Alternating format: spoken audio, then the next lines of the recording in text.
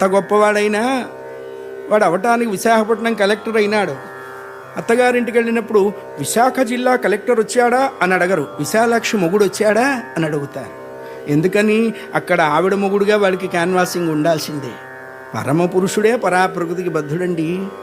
శివానందలహరిలో శంకర భగవత్పాదులు వారు చెప్తారు, అసలు పరమేశ్వరుడికి ఉన్నవన్నీ అవలక్షణాలేట, ఒక్కటి పనికొచ్చే క్వాలిఫికేషన్ లేదు.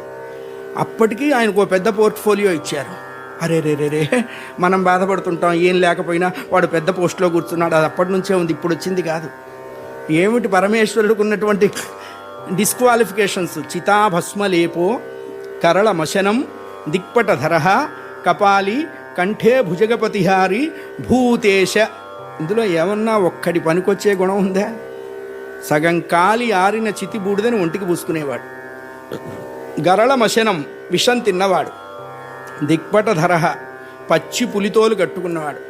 కపాలి, చేతిలో భిక్షాపాత్ర, అది కూడా సొంతం కాదు, ఎవడో నాబోటివాడు గట్టు మీద పెట్టుకుంటే ఎత్తుకొచ్చాడు. స్థేనానాంపతయే నమో నమో, తస్కరాణాంపతయే నమో నమో అని చెప్తారు. స్థేనానాంపతయే అంటే దొంగల ముఠాకి నాయకుడు అని పేరు. అది ఎవరు ఎత్తుకొచ్చిన బాపత్, అది కూడా సొంత పాత్ర కాదు. పోని భూతే, మెళ్ళో చూద్దామా, పాములు, తేళ్ళు, జర్రిగొడ్లు, ఇవి ఆభరణాలు. పోనీ ఫ్రెండ్ సర్కిల్ ఏమన్నా బాగుందా? భూతేశ, అంతా కాళ్ళు చేతులు వెనక్కి తిరిగిన బాపతుగాళ్లే కానీ ఒక్కళ్ళు సవ్యంగా అటెండెన్స్ వేయించుకున్న వాళ్ళు కాదు. ఏమయ్యా, ఇన్ని అవలక్షణాలున్న నీకు భజతి జగదీశైక పదవీ, లోకాన్ని లయం చేసే శక్తి ఎలా వచ్చిందో తెలుసా? ఆ పోర్ట్ఫోలియో బ్రహ్మదేవుడు సృష్టిస్తాడు, విష్ణువు పోషిస్తాడు, పరమేశ్వరుడు లయం చేస్తాడు. ఆ లయం అనేటువంటి పోస్టు నీకు ఎలా వచ్చిందో తెలుసా? నీకున్న మెరిట్ సర్టిఫికెట్స్ను, నీకున్నటువంటి 2 ఏళ్లలోనే మాస్టర్స్ చేసినటువంటి ఆ క్వాలిఫికేషన్స్ వల్ల రాలేదయ్యా.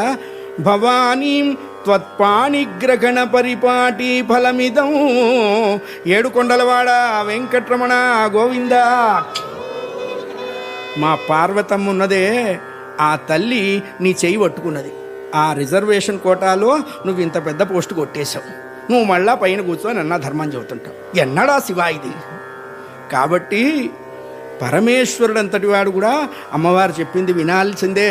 ఏ ఇంటాయన ఏ ఇంటావిడ మాట వినలేదని ఈ ఇంటాయన ఆ ఇంటావిడ మాట వినకుండా ఉంటాడా? తప్పదక్కడ, అక్కడ చతుస్సాగర పర్యంతం చెప్పుకోవాల్సిందే, అనుమానమే లేదు. కాబట్టి మా మనస్సులో ఉన్న వేదన నీ భర్తకు ఓ మంచి సమయం చూసి విన్నవించమ్మా.